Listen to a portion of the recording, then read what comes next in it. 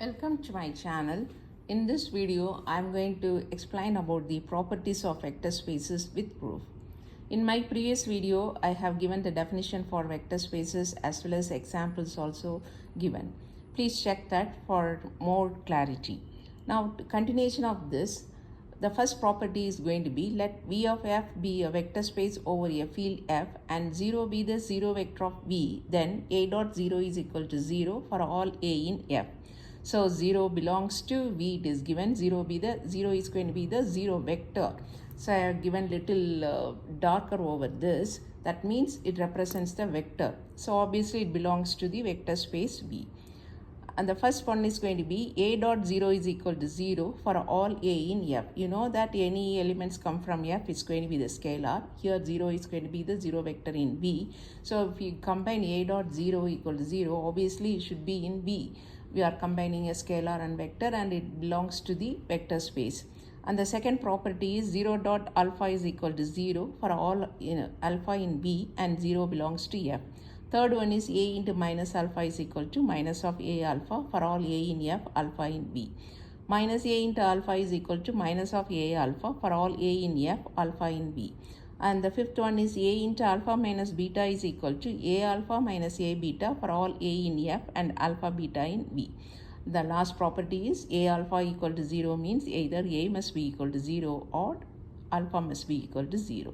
Another thing you should remember, whenever we say the minus sign, we are representing the additive inverse of the given element, not the plus or minus operations. Okay, so let us get into the proof first. The first one is going to be, we have A dot 0 is equal to 0, I need to prove. So let us take first A dot 0. A dot 0, I can write it as A dot plus 0 plus 0. That is 0, is an additive identity. So I can split that and write it as 0 plus 0. So since f is already a field and 0 is also a 0 vector, and in that case what happens is we can use the distributive property here.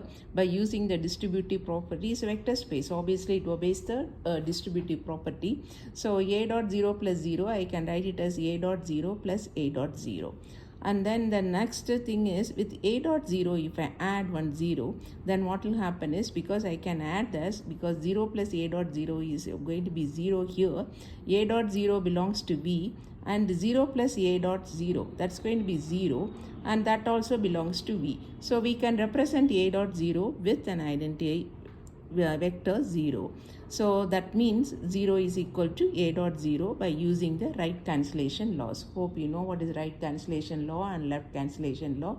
Since it's all rings and fields, obviously everything is applicable. So by using that, we get A dot 0 is equal to 0. We can't say that 0 is equal to A dot 0. So the ideal way of saying is A dot 0 is equal to 0. And then next is going to be 0 dot alpha. Second proof is 0 dot alpha must be equal to 0. Again, the simple thing 0, I can split it as 0 plus 0 and multiply with the alpha.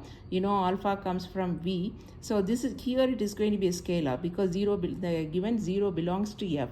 So, and you know that 0 is also identity element in F. F is already a ring. So obviously it obeys the commutative property and the rest. So I can write that 0 as 0 plus 0 dot alpha. Again, I use the distributive law.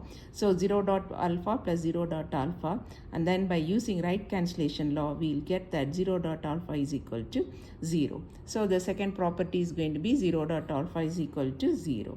And then the third one is going to be A into minus alpha minus of A alpha. So first let me take that as A into minus alpha. Before proving A into minus alpha is minus A alpha, I can write this as A into alpha plus minus alpha as A into alpha plus minus alpha, that is A alpha plus A of minus alpha. That means A dot alpha plus minus alpha becomes 0. So A dot 0 is equal to 0. And here it is A is a scalar, belongs to F. And alpha belongs to V. So A into alpha plus A into minus alpha. That means you are getting that A minus alpha is the additive inverse of A alpha. So A into minus alpha is equal to minus of A alpha. So to understand this, you have to understand the definitions of inverse, and then you can apply the distributive law, and through that we are proving that A into minus alpha is minus alpha. And the fourth property is a plus minus a into alpha is equal to a alpha plus minus a into alpha. So a plus minus a is a scalar again because all belongs to F. So in that case it becomes 0. So 0 dot alpha. So that will give you here in the right hand side a alpha plus minus a alpha becomes 0. So a alpha plus minus of into a alpha. So this and this when you add you get 0 means minus a into alpha is acting as the additive inverse of a alpha. So we can write is that minus a into alpha, that's going to be additive inverse of minus of a alpha. So minus a alpha means it's additive inverse of a minus a into alpha. So that is what the fourth one. And the fifth one is a into alpha minus beta. So I can write this a into alpha minus beta as a into alpha plus minus of beta. And then that means is again a scalar. I can write this as a alpha plus a into minus beta. All this possible because a all comes from F and alpha beta all belongs to V. So we'll be getting this a alpha plus a into minus beta we already proved. So a into minus alpha is minus of a alpha. So a into minus beta is minus of a beta. So when we add this a alpha minus a beta. So a into alpha minus beta gives you a alpha minus a beta. So that's the fifth one. And the sixth one is let a alpha equal to 0 and a is not equal to 0, then a inverse exists because a is a non-zero element of the field F. Obviously, because a is a scalar, when it is not equal to 0, obviously you get an inverse element which we call it as a inverse. So a alpha equal to 0 implies a inverse into a alpha. So that means instead of a alpha, if I substitute a inverse into 0, and that gives a inverse dot a alpha. So from here I can combine this. So I'll be getting 1 into alpha equal to 0, which implies alpha is equal to 0. So when a alpha is equal to 0 and a is not equal to 0, then obviously alpha must be equal to 0. So let us prove the other way. Other way is let a alpha equal to 0 and alpha is not equal to 0. Now we have to prove that a is equal to 0. So to show that a is equal to 0, I am just assuming the contradiction and then we arrive the result. Suppose a is not equal to 0, then obviously a inverse exists. Then a alpha into 0 is equal to a inverse, if I multiply with a inverse into a alpha, a inverse a will be getting it as 1. So 1 into alpha, 1 is a unity element in F, isn't it? It's an unity element because F is a field.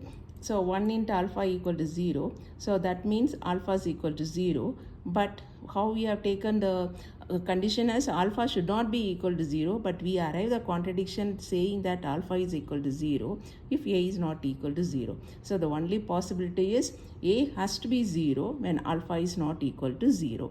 So that is what this. So if a alpha equal to 0 implies either a must be equal to 0 or alpha must be equal to 0. So that is the last property. So these are the properties for the vector spaces. I have given one more. So this is very easy to remember. If B of F be a vector space, then A alpha equal to B alpha is equal to A is equal to B. And A alpha equal to A beta means alpha should be equal to B. So we'll prove the first one. A alpha equal to B alpha means, let me bring this side. In the sense you are just adding both sides with the minus b alpha. So a alpha minus b alpha equal to 0. So that is a minus b into alpha. I can take it out, the common one. So alpha is not equal to 0. So a minus b is equal to 0 implies a is equal to b. Similarly, a alpha equal to a beta means a alpha minus a beta is 0. So a into alpha minus beta equal to 0. But a is not equal to 0. But when you multiply both, it should be equal to 0. But a is not equal to 0 because it belongs to F.